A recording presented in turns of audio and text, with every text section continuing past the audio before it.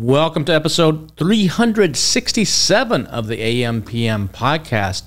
My guest this week is Jana Krekic she's living in Germany now, but originally from Serbia.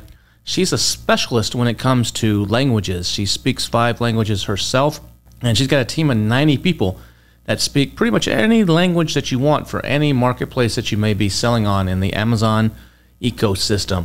We're going to be talking about languages and translating your listings to different countries and all the things that you need to be thinking about, plus a lot of other really cool stuff in this episode. I hope you really enjoy it. Also, don't forget to sign up for the $1 Billion Sellers newsletter. That's my new newsletter that started back in August. It's totally free, $1billionsellers.com. New issue comes out every Monday and Thursday. This is not some sort of promotional email. This is actually real stuff that you can really, really use. Plus, we have a little bit of fun as well in there. Enjoy. Welcome to the AM/PM podcast. Welcome to the AM/PM podcast, where we explore opportunities in e-commerce. We dream big and we discover what's working right now. Plus, this is the podcast where money never sleeps, working around the clock in the AM and the PM. Are you ready for today's episode? I said, are you ready? Let's do this. Here's your host, Kevin King. Kevin King.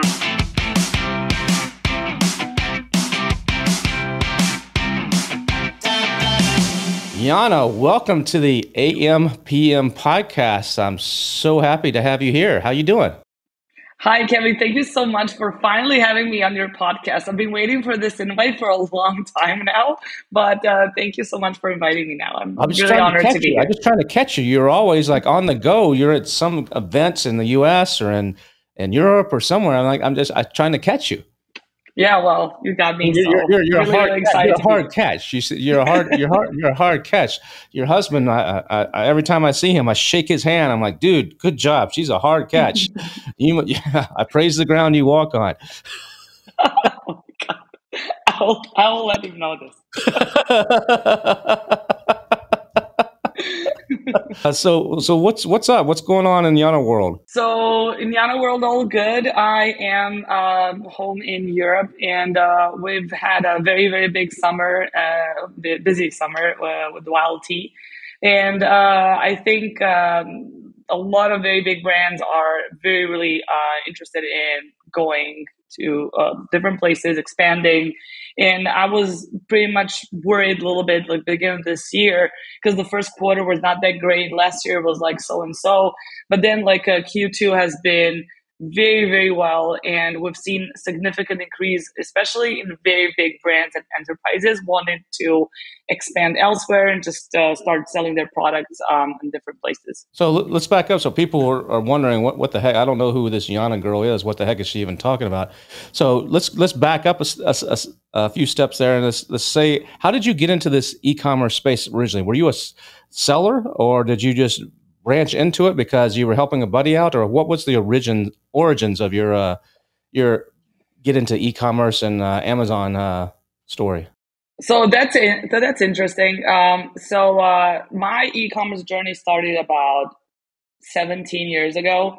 I started working at, I actually have background in languages and literature and actually played the piano, went to music academy and all of that. So this was like a different life back then. Wow. Different Jana's world than it is right now. So 17 years ago, I just like got my bachelor's and master's in Scandinavian languages. And then I was offered a job in a call center to be a call center representative and under a fake name. So I picked a name. I went by Heidi Larson. And then after I got promoted, I got to keep my name. Like I got back to Jana after I got to be a manager. So I started working at one of very big e-commerce businesses in Europe. They were located in Denmark. And I spent about 8 years over there. And I literally built the company together with some of my coworkers. And there were like 4 of us at the time. It was like a startup. And there was a founder and like 5 of us built the whole business from scratch. And this is where I learned everything, like how to build Shopify, e-commerce, Amazon, absolutely everything. And they let me like play around with their Amazon account. Like this is like when I first heard about like what's a buy box, 12 years ago, and nobody cared about Amazon at that point in that company. They had over 150,000 products. They have a huge warehouse, and they were mostly doing, they were mostly selling products from their own website. So I played around with Amazon a little bit, and I thought that the translations that they had in different marketplaces were not great. So I hired some of the people that were in call center. I was like, can you just kind of do a little research for me, like do a better listing translation? We used a keyword planner at the time, and we just kind of played around with everything we could get from Google. And then we started seeing some different impressions. Like we even got a couple of sales. I was like, wow, I'm a genius. Like this is like working. And then I went back to my boss, and I think he gave me like a 50 euro like bonus or something ridiculous like that. And then I was just like, wow, seriously, like I'm not going to like, if I appreciate myself just a little bit, I'm not going to stay and work for this guy anymore. And then eventually I quit my job, and I decided to start my own thing. And this is how YLT Translations was actually born. But I was always interested in like SEO, Google manipulation, all sorts of like manipulation when it comes to content, keywords, all of that. And so I thought that Amazon was going to be actually easier playground than Google is, and like ranking on Google and all of that. And I was right. And at the time, there were not that many agencies that were doing what I thought was something that the market really, really needed. And so I decided to kind of niche down to Amazon only. And it was a big risk because I was like, this is either going to be a hit or miss. And actually people really loved that we kind of niche down, and that we like offer Amazon only. We're dedicated for all Amazon the content type of SEO services. What does YLT stand for? That's a great question. So me being an SEO expert, it's not something I'm proud of, because I went to my mom. So she was like, oh, this should be like acronym, like Jana Linguist Team or something like that. And I was like, great, mom, this is like, you're brilliant. I didn't do a single research. So I bought a domain name, ylttranslations.com. And then after like 2-3 days, the domain was up. I had like this chat installed on my website. And I was a one-man band at that point. So I did like chats, emails, everything. And then people like started asking, or they would come to a chat and they would ask me, so can you explain me what this Bible verse like Matthew 22:15 means? And I'm like, why do people want that? They're like, we want translations of the Holy Bible. And I would only get the Holy Bible like requests. And I'm like, this is so weird. And then I typed in YLT translations in the search bar, and I got that it actually YLT stands for Young Literature Translation of the Bible. Oh, really? And so it was the Bible result for the first 4 pages. Basically, was me against God for the first 3 months. And I had like a really good SEO team, and we eventually got ranked for the YLT instead of the Bible, which is now like on page 5. And then what I decided, I'm going to like rename it into, and it means YLT now stands for Your Listing Translations. Now that's an interesting point, because in translations, things mean one thing in one place and they mean something else somewhere else. So your name of your company and the way you set it up is almost like a perfect example of how something can mean something. You say it one way to mean something, but in another genre, another language, or another group of people, it means something different, and you got to know those differences. That's exactly. Like when you pick a name for your brand, like you should like check all of the 15 languages, and if there are any weird translations of your name or offensive, or like there was like an example of Hyundai Kona. It was Kona or something like that. And then in Portuguese, they had to completely remodel. They picked another like a Hawaiian island. I think it was like Hawaii, I think. Same place for your summit. So they was like Hyundai Kauai, because Kona in Portuguese, it meant female genitalia in slang. So they had to completely change the car model. They had to stop whatever they're producing. So a lot of times it literally can do a lot of harm if you don't know what a certain word means, like a different marketplaces. Also, like Kim Kardashian, before she launched Skims, she wanted the brand to be called Kimono, like Kim Ono, which was kind of cool because it's like her Like name. the Japanese clothing, like a Yes, kimono. and then yes, like the Japanese national attire, and then they got offended. They literally almost sued her. It was like a big problem, but she didn't even think of that. And I mean, not. I mean, I don't think she personally was involved in any of this, but her whole team did not even think that kimono being somebody else's like national attire would make a problem for the brand name, and then let alone words that you don't even know how they translate. So that's something that is, I think it's really important. And as I said, like me being this SEO expert, I mean, I did not even think of that, because I also think that when you start working for yourself, it's like very different than when you work for somebody else, like we're somebody else's employee. And no matter how good I was as a COO of this company, which had 400 employees at the end, like when I start working for myself, it's like I kind of like completely forgot everything I knew about business and problems and all of that, and I had to learn it the hard way. I guess that's like the path we have to walk. So what's your original nationality? Where are you from originally? What's your native language? My native language is Serbian. I'm Serbian. You're Yeah. Serbian. And then Yeah. you said you studied languages, and you speak something like is it 7 languages, or what's the number that you actually are fluent in? So no, it's not 7. I would say so I speak Norwegian, Danish, German, English, Serbian. I would say 5. I'm fluent in 5. And Wow. then I'm basic in French. I think I could like brush up on my French, could be better, but I'm not fluent in French. So 5 for now, and 5th is the Serbian, which is my native language. What do you think is the hardest language to learn out there? Or the hardest, even when you're dealing with translations and what's the hardest one? I think probably one of the toughest languages is Finnish and Hungarian. Because they have so many different cases, they have so many different, like grammar is impossible to learn, honestly. And it's very, those two are very hard languages. That's like when it comes to Europe, and when it comes to other languages, I mean, definitely Japanese is very challenging, and Chinese as well. But they have like also like different alphabets. But when it comes to like European languages, and something that, what's difficult with like Finnish language is that they don't have any international words at all. Like they don't have the word telephone or any sort of like resembling word that you're like, oh, okay, you're saying. I thought taxi was in every language. No, taxi. they don't say taxi. No, they don't say taxi. They have a word for it. I don't speak Finnish. I just know that they say telephone. They say puhelin. Like this is what they say use for telephone. And Icelandic also doesn't have almost like literally like non-international words. So I think this is something that makes it really difficult for people who also like travel to the country, and you cannot like recognize a single word.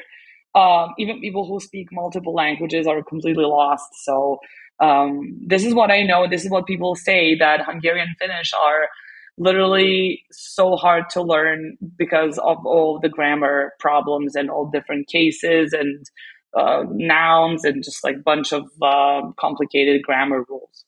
So when someone wants to learn a language, you've learned 5 of them.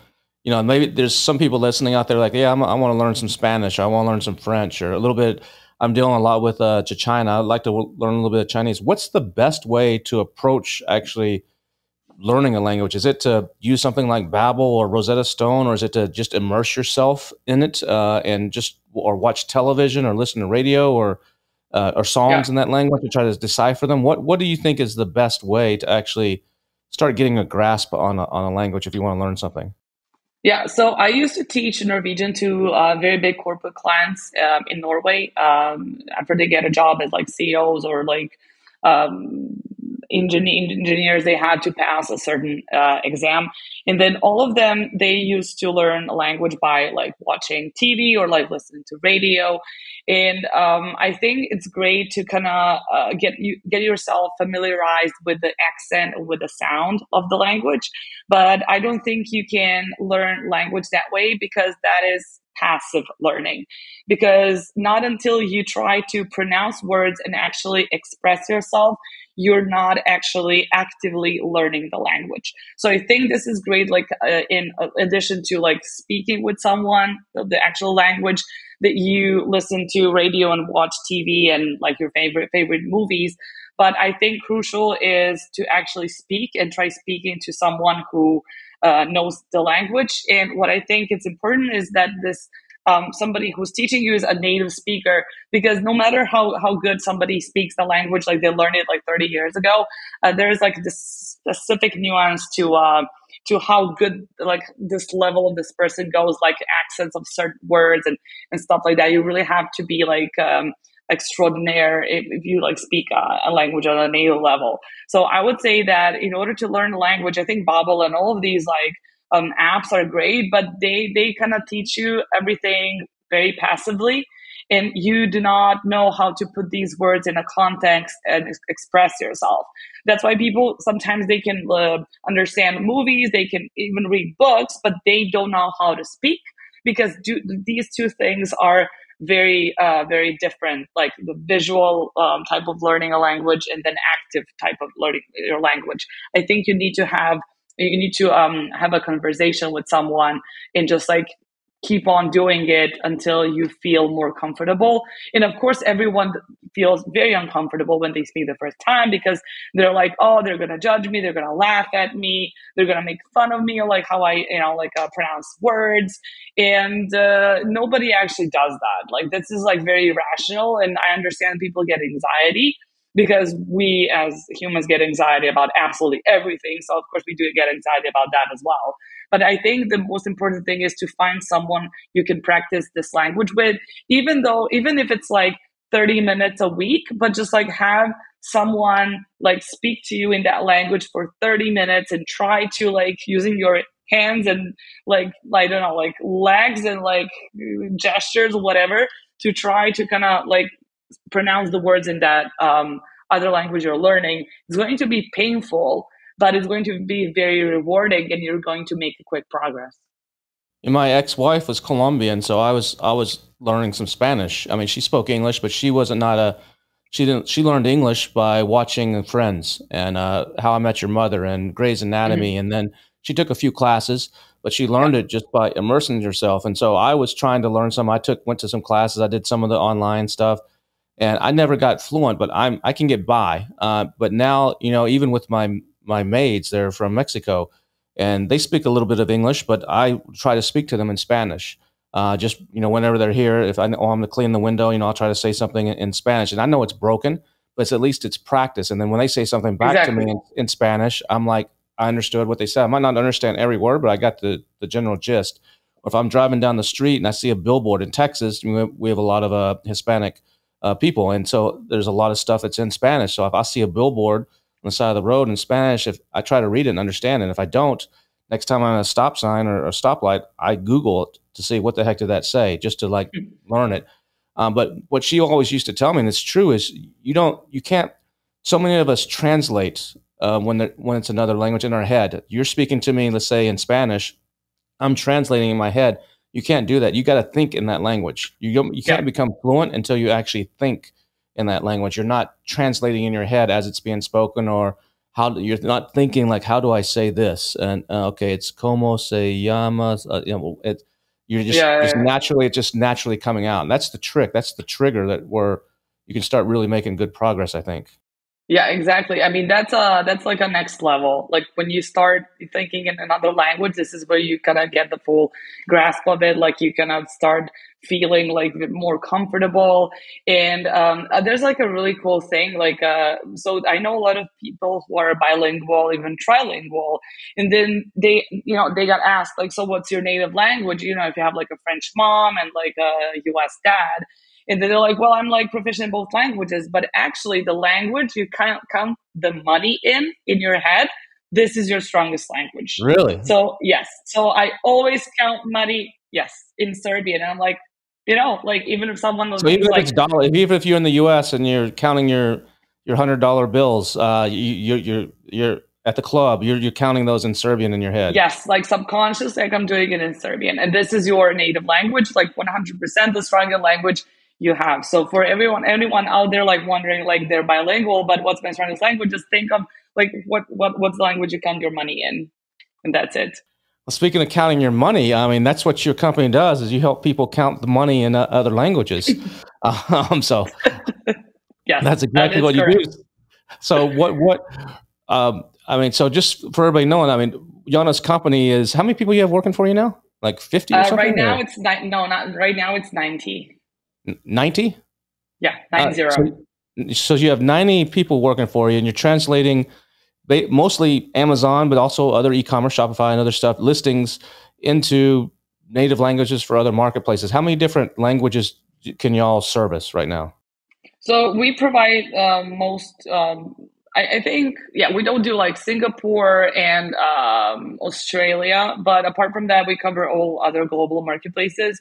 So we cover like the whole Europe, which is Germany, UK, France, Spain, Italy, the Netherlands, Poland, and Sweden. And then outside of Europe, we do Japan, UAE, Mexico, Canada, and Brazil. That's about 11 languages, I think. Not good at math. That's why I do languages. So when someone comes to you, if something's if it starts in, I mean, sometimes it starts in English, and someone from selling in the U.S. that's starting to sell, let's say, in France. So you got to convert it to France. But what if it's someone that started selling in France, it's in French, and they want to go into UAE and do it in Arabic? What do you have? Do you have someone that's French to Arabic direct, or in some cases is it French to English and then English to Arabic? How does that work? Yeah, so we never have like this intermediary language. Like we never have the like translated to English and then English to Arabic, because you can lose a lot of things while putting this like language in the middle. Like if I translate it to French to English, then I will probably kind of lose like the original nuance and like the style I'm having in French by translating to English. And then whoever's translating to Arabic, it's going to be like, based themselves on the English text. And every translator, they have their own style. So maybe they'll do it in a different style than the original text is in, and they will miss on some like key elements, and then somebody will translate it and have a completely different idea about like what the goal of this brand is. So we never do that. We have the translators that cover all language pairs. Like if you want to do like if you're a German brand, if you want to go to Mexico, we have someone who will translate for German to Mexican. I don't think we have someone that will translate like Arabic to other languages, but we have a team that will translate from English, French, or German to Arabic, but not vice versa, because we don't get any requests for that.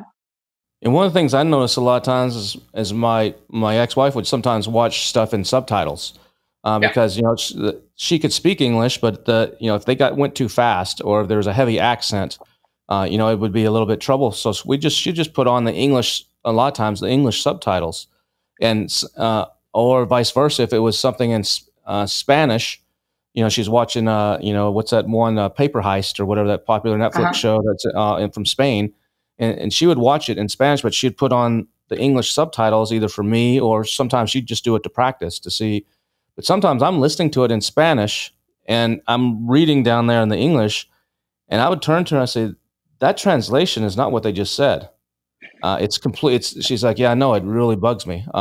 So things like that, where it's hard to get those nuances, those little things are like translating like Shakespeare from that kind of flowery English into some other language has got to be difficult. So that's part of what you guys do, is help capture that personality, that essence of the language, not just a hardcore translation like a Google Translate or something would do, where it's just translating words basically.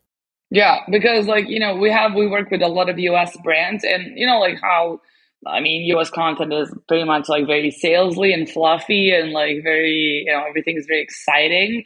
And then you can't translate that the same way and present it to Germans. who are a completely different mentality, different shopping habits. They are really much like puzzled by that type of language. So you kind of have to tone it down for them. Has to be very much like, it's like black and white, very like, straight to business. Show me the features. Don't go like all like emotional with me. Like they hate it. And they doesn't sit well with them. And then this is something you have to always take into consideration, like the audience you're talking to, because you want this audience to feel like they're buying from a local brand and not from like an overseas brand, because they don't like it. Like I also want to buy something that is like produced, for instance, like in Europe. If I want to buy something made in Germany, I'm going to have like a certain expectations, like how that's going to sound and the quality that follows and all of that. Yeah, speaking of like the AI stuff, when a lot of people are like, well, why do I don't need someone like Jana's company anymore. AI can just do it for me. It's good enough. Yeah, I tried Google Translate in the past, but this AI stuff is even better. And I was just on a call last week with a big seller based in China, Chinese-based seller doing $50 million a year or something like that. And he said, we were asking him questions about what are some of the challenges? And he said it used to be, writing listings for the Chinese, writing listings in English and trying to capture the essence of the culture and stuff. And he said that barrier is now gone because we can use AI to do it. What would you say to something like that? When you're hearing this, I've kidded you and you've heard it from others like, oh, is your business dead because AI is going to take over? What are you going to do next? Jana, you going to go into vacuum sales or what are you going to do? I'm going to be an Amazon seller. There you go, be an Amazon seller. Yeah, at least you got the data. You know what works and what doesn't. All your exactly. Clients, you're like, if that's. Hey, don't worry about me. You're good. So what do you say to that though? Because I think my personal is AI is a great tool. It's great for brainstorming. It's great for maybe fine tuning something in certain cases, but it's not a substitute for the human. And what are your thoughts on all that? Yeah, well, I think that AI is incredible, and I think we're still we're yet to see like all the possibilities and if it conquers the world and kills us all. But for now, I think what is very mesmerizing and why people really love it and use it. I mean, I use it like on everyday level, just like to help me around Excel formulas, all of that, just making my life easier. But when it comes to copywriting and translations, I understand that it's really fantastic when you put like a prompt in AI and it comes out with a completely new text, blog content, listing, whatever, just because you tell them how to write it in a certain way. So I think it's great because AI tool creates something out of nothing. And that is really great. But then I kind of got pretty tired of like AI content, especially like on LinkedIn, all these posts, like they seem very repetitive. Now you can recognize a lot of the content that is being written by AI just because people don't put too much effort into actually differentiating their content from other people. Like there's like this extension I use, it's called AI PRM. And there you can literally pick a style of a different content and it's going to be like salesy, happy, analytical, journalistic, whatever. And then you can get a different sort of like a vibe of the text that you read, but it's still very trackable by human eye. So I don't have to go to a website that's going to discover for me if this is AI content or not. So I now kind of see it being very repetitive and it's not very creative.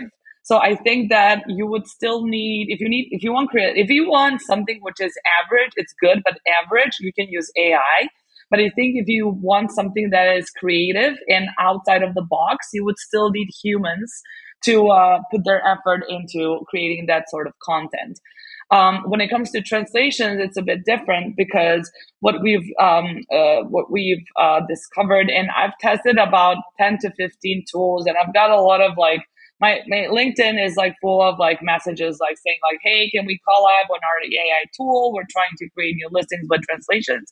And everything we've tested so far has not been that great. Actually, it would have taken us longer to fix those type of translations than to do them from scratch. And you would also have to pay for that because nobody will do proofreading. for free. But the problem was that if you put a product, like let's say a title and bullets in these tools, and then you click translate, and you kind of want to, and everybody says like, no, it's going to transcreate the content. It's not going to be word by word machine translation.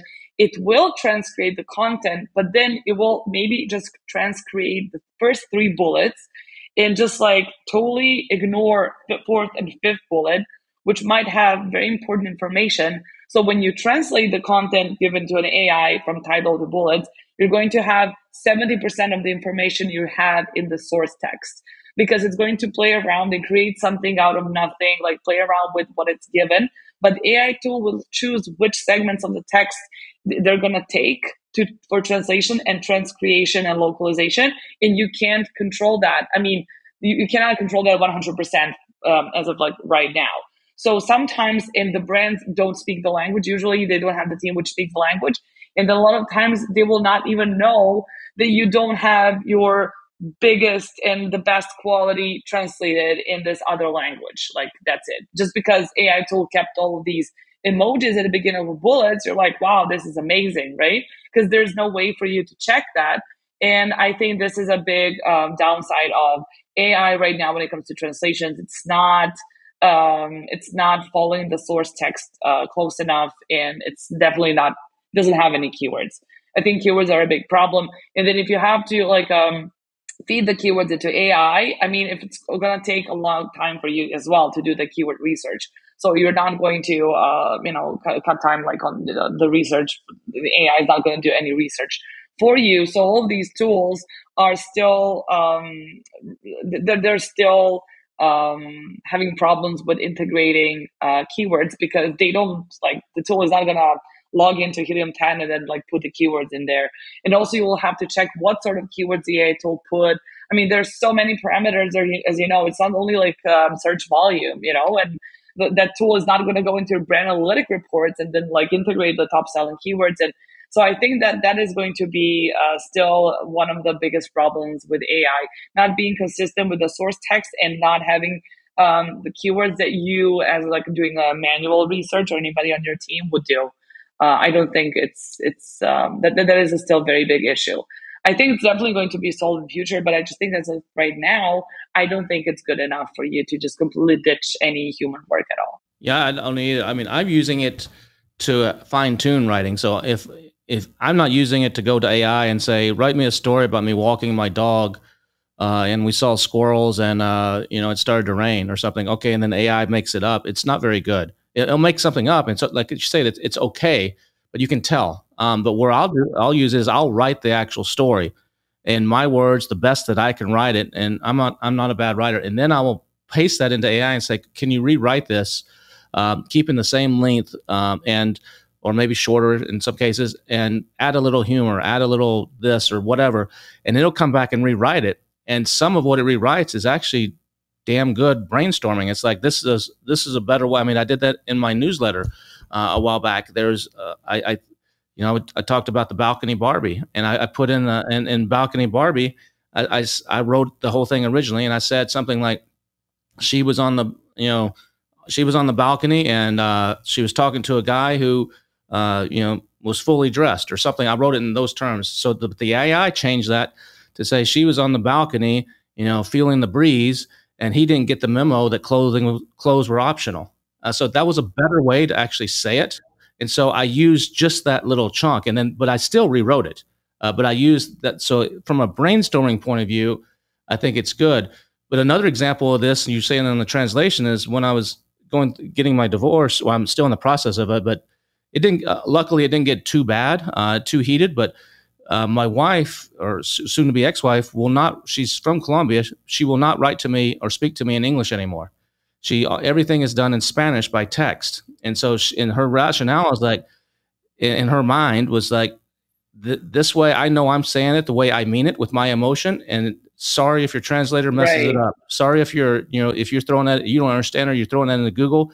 At least from her point of view, she's like, I said it the way I meant to say it. And there's nothing, if you didn't understand it, that's not my problem. So that's another good example. I mean, that's of how things get lost. Like you just said, the emotions and and things. When I take some big long text where she's saying something all in Spanish, and I can read part of it, but a lot of it I don't understand. So I have to throw it into Google Translator, into one of the other tools, and I get the gist, but it's not with the same emotion, and it may, like you said, change something up. And so that's where I think a lot of people don't quite understand the limitations on these tools and why you need somebody like YLT Translations to actually do this stuff for you, and it's not going to go away. And if you want to do it half-ass, use the tools and get half-ass sales. If you want good sales and to maximize your opportunity and potential, you need to use real humans that actually know e-commerce, not just some language translator service you found online that will do this for $100 or $50. You know, some guy in Chile doing it that's maybe can speak the language, but he's not versed in all the idiosyncrasies of e-commerce. So how do you guys stay on top of everything, of how you should be, how the German market is different than the US market, and how the French, and how all the little things that are changing? You know, like right now in the US market, there's more AI being used for rankings. I mean, it used to be make sure you get the right keywords in there. And you can do keyword research in different countries, but now they're using semantic language, and they're using all these different, the algorithms gotten much more sophisticated, where it's not going to be so much just keyword based anymore. It's going to be contextual based, and it's going to make its own interpretation. So how are you guys doing that?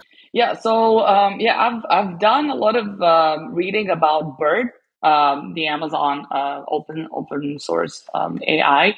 And I think it's really fascinating how they're hoping to just make like running shoes like in a more like a semantic like kind of thing, because it's going to be also Nike shoes and I don't know, like flat shoes, like just like under running shoes are going to be so many more words and so many more semantic meanings. I think it's absolutely fascinating. So I would definitely, for instance, when it comes to AI, I think this is going to be a game changer. And I think this is something that everybody should get more information on and get training on. And also, like, I was like checking their website, you can get like training with BERT and all of that. So we'll definitely like get a look into that, because I think that is absolutely brilliant. And I think it also gives you so much more opportunity. And I think it depends on like how creative you get and how broad this BERT is going to be in their own like semantic meanings. So I think that this is going to be really interesting. But as of for now, I think it's only available for US. So it's not that relevant to like what we do. And unfortunately, or fortunately for us, like international marketplaces are like light years behind US when it comes to rules and all of that, because you can still keep your caps lock like in bullets and nobody's going to take your listing down. And there's like a lot of things that are like against TOS in the US, which you can get away with on other international marketplaces. And we can still take advantage of that. So I think that a BERT is an exciting module, but I'm just wondering when is it going to be available for global marketplaces? Yeah, they're training it. I saw something there's 4 main languages they're using, but they're also using like 18 or something different, 15 or 18 different languages or something like that in the training to try to really fine tune it as well. It's going to be, I agree. It's going to be interesting to see where all that goes. But right now, I think you're seeing, I think a lot more big companies come into space. I mean, you work with a lot of mom and pop Amazon folks, and but you're seeing now. I think you told me that more and more of these big brands are kind of waking up and saying, "Hey, we need to get our act together when it comes to expansion in these other marketplaces and really nailing our translation." We've had some flunky doing it for a while in the company or something. Now we need professionals to do this that understand e-commerce. Why do you think that is, and what are you seeing in that realm? So I think I do a lot of like on LinkedIn. I post like I mean I'm gonna say a lot, but this is a lie. I wish I had more videos on that, but I love to do like analysis of like big brands and just like private label brands. I had a call a couple of days ago with a huge brand doing strong 8 figures in US, but they're doing so badly in Europe. Like I think like their biggest marketplace is in Italy, and it's like 4,000 euros a month, which is ridiculous comparing to how much more they can do. So a lot of very big brands, they do not actually understand how things work on Amazon, and they don't have a competent team among their employees that understands how something works. And they often have like an external consultant, and just like aggregators did, like just like hire this and that just to help them, like put things together. But they didn't have a competent team to kind of build the brands and like, and sell them the way they should, and they just to have their full potential on Amazon as well. And then these big brands, they see like a bunch of these like private label sellers basically stealing their sales.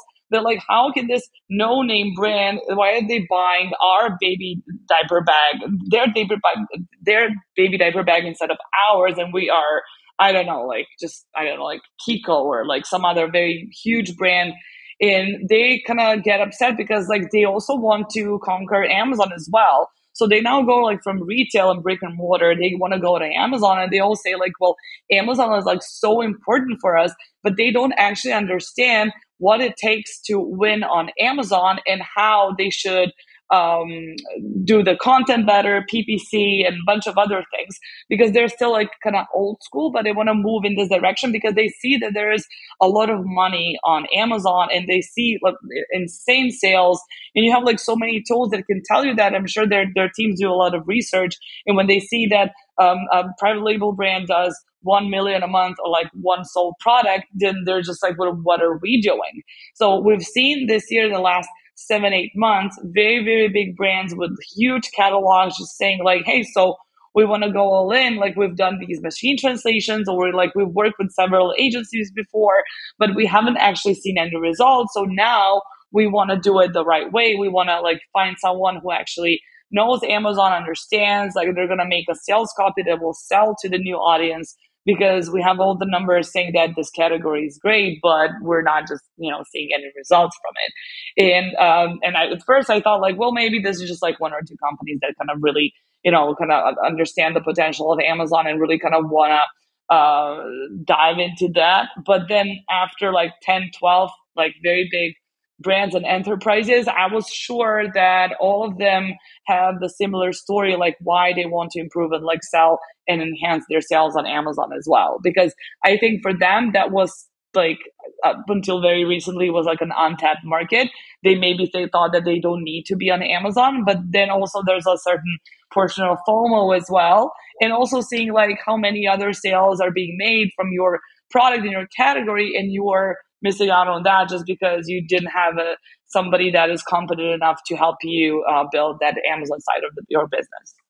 So you guys are not just, here's my listing translated. You're actually helping, you're more full service, where you'll help them optimize everything across the listing. It's not just, here's my copy, translate this for me, thank you very much.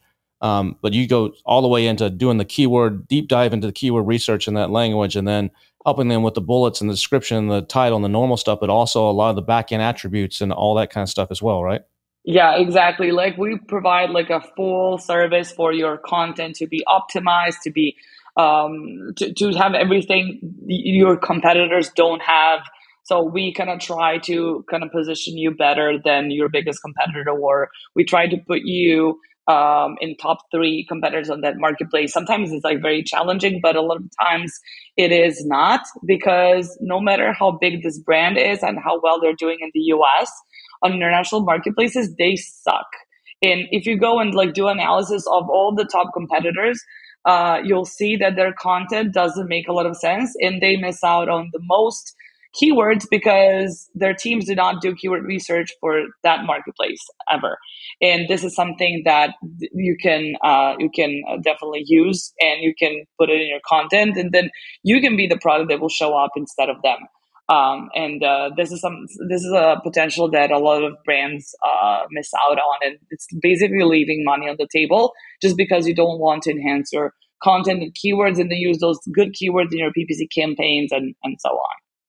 What about the tools? I mean, a lot of the tools, the big ones out there, Helium 10, some of the others, they have options for other marketplaces. But I would think in some cases, there might be better tools that are very specific to a marketplace. Like, this is the best tool for Japan, or this is the best tool for Arabic. You might be able to get part of the way there with something like Helium 10, or maybe all the way. I don't know. I've never tried it. But do you find that there's one tool that you can use for all the keyword research across all these Amazon marketplaces, or do you guys have to use a bunch of different tools to actually really get it dialed in? Yeah, well, unfortunately, we can't rely on Helium 10 for all languages and all products. I mean, sometimes it depends because Helium 10 is, like it kind of gathers information from like different like competitors and all of that. But what do you do if you don't have a lot of competitors? Or what if you do it if those competitors are not doing a great job, also like on content level or any other level? So you're gonna have to search for other things. And like now how like your Amazon listing and all of that is ranked on Google and all of that. So like sometimes you will kind of want to go to like a good old keyword planner and then see what's the situation over there. Because there you might see like some better keywords than you have in Helium 10 when it comes to the Dutch marketplace, for instance, or Japanese marketplace. Like Japanese results are not that great in Helium 10. And then sometimes like what our team does, like you have some of the tools that are like in Japanese and they are used on Japanese Amazon called Kakaku, and then you kind of try to play around with that to get better results in Japanese. So sometimes it's like very difficult to kind of just rely on one tool, and we kind of try to combine several tools, like play around, because it really depends on the product and it really depends on the marketplace. And we sometimes we don't even get any results like in any of the tools. So they're not very well optimized for a lot of languages, I have to say. But I would say that for top, let's say 4 languages in Europe, it's definitely Helium 10 is still, has the best data you can get like under one roof, and you don't have to go like elsewhere. But for Japanese and Dutch and like UAE and all of these kind of more rare marketplaces, like rare languages, like sometimes you have to combine everything in order to put together a decent keyword list. What about translating American English to UK English? A lot of people think they can just take their American listing and just stick it over in the UK. Oh, they speak English. It's. I don't need a translation. I would argue different. Yeah, I would also argue different. Can you share a little bit of insight there? Maybe in a couple interesting examples of how that you actually need translation for the UK from the US. Yeah, so this was this baby diaper bag I already mentioned. So we had a seller and she was selling this product, and she just copy pasted like the US content to UK, and then she just let it roll. And 6-7 months later, she reached out to us and she was like, "So I think my listing is not great because obviously I've been ranked for different things other than this product. And can you help me out?" So we did an analysis of her listing, and what it turned out to be is that the word diapers, which is kids diapers in the US, actually is the word they use for adult diapers in the UK. So she was ranked for adult diapers, not kids diapers. So like something completely opposite than what she intended to. And the whole keyword list that she had in the US was literally maybe 10% of what you should have used in the UK. So, for instance, she had keywords such as changing state, like baby diaper changing stations, which you don't have in the UK. Like they don't have these changing stations as you do in the US. Or baby shower gifts. Like you don't have baby shower gifts in the UK by popular demand. They were nowhere to be found when we did the keyword research. And there were just like so many things. And then also she had also like Spanish keywords because of the Hispanic population, you're going to have a lot of Spanish keyword results in your US keyword research. And she also put that in her PPC campaigns and everywhere in UK, which was absurd because like these search results, they do not show up in Spanish on the UK marketplace because they have a different population of people living there. So she made, she really did not do a great job, and she spent a lot of money, and the worst thing, she spent a lot of time on that, just having copy pasted her listing from US and UK. And you would think like, well, it's like, it's the same language. Like, why should I do anything? And I'm sure the keywords are the same. Sometimes the keywords are like 90% of the same, but then you're like missing out on like 10% of keywords that you're not going to have in your listing. So what I have to say is that if you don't want to localize, just like make sure that you have all the right keywords, but like even if we take it, for instance, like how people speak in the States, you would say in Pennsylvania, you're going to say book bag. And then in New York, you say backpack, like even inside of like the States, you have like differences, and like people call things different names. So just like imagine all like two completely separate countries that they use different localized words and different patterns. I think there's like what's it called? Like in Australia, they call thongs like they're called flip flops, I think, or something like that, which is like doesn't make any sense to any other US speaker. So diapers in the UK are what for children are nappies, right? Nappies, yes. Yeah, She should have used the word nappies. And if you like do the keyword, like if you put diapers, because a lot of people obviously do a lot of mistakes with that, you will see diapers somewhere like in the middle, but then you will have like nappies all the way. So she could have just like typed in diapers and she would have seen like, why do I have these word nappies like all the way here? And it's something you can do on your own. You don't have to like pay for this or hire anyone. You just have to do your homework before you launch another marketplace. What do you guys charge for a listing? If I come to you, is it depend on how many you got to translate, or what's just like a ballpark? If I'm like, okay, I want to give this a shot and see what happens. I'm selling in Germany. My listing sucks. I'm going to have Jana's team help me out here. What am I looking at? Probably $300, $500, $1,000. What am I looking at? So we kind of really keep a competitive pricing. We're not cheap, but we're not expensive. We're like somewhere in the middle. So everyone can afford us. So basically it depends on how long your listing is, because we used to have like a flat fee for absolutely everyone, but now people tend to go crazy with like premium A+ content. It can go to like 1,500 words.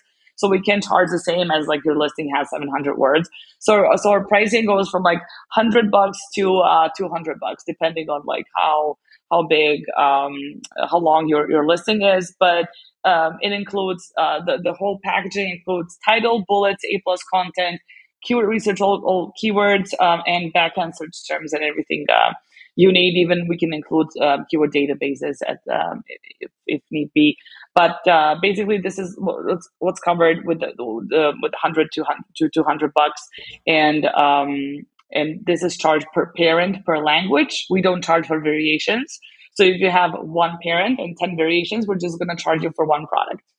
Well, that's very reasonable. That's cheaper than what I would have expected you to come back and say that's a no-brainer. That's an offer you can't refuse right there. I mean, if you have 5 ASINs to 5 languages, it's going to be probably like $500. Like not 500. It's like one per language, but it's going to be $2,500 for 5 ASINs for 5 languages. But basically, it's a one-time investment in this product.